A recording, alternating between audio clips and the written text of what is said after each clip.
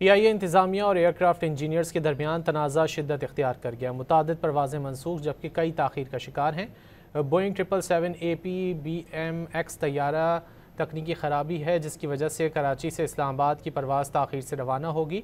PIA की परवाज़ें PK 308 और 309 मनसूख कर दी गई। इस्लामाबाद से दोहा जाने वाली परवाज़ ताख़ीर का शिकार है।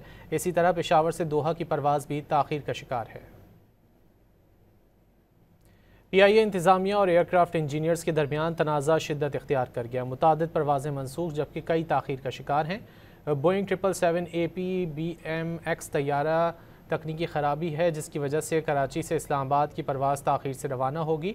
PIA की परवाज़ें PK 308 और 309 मनसूख कर दी गई। इस्लामाबाद से दोहा जाने वाली परवाज़ ताख़ीर का शिकार है। इसी तरह पेशावर से दोहा की परवाज़ भी ताख़ीर का शिकार है। PIA इंतज़ामिया और एयरक्राफ्ट इंजीनियर्स के दरमियान तनाज़ा शिद्दत इख्तियार कर गया। मुतादिद परवाज़ें मनसूख जबकि कई ताख़ीर का शिकार हैं। बोइंग 777 APBMX तैयारा तकनीकी ख़राबी है जिसकी वजह से कराची से इस्लामाबाद की परवाज़ ताख़ीर से रवाना होगी।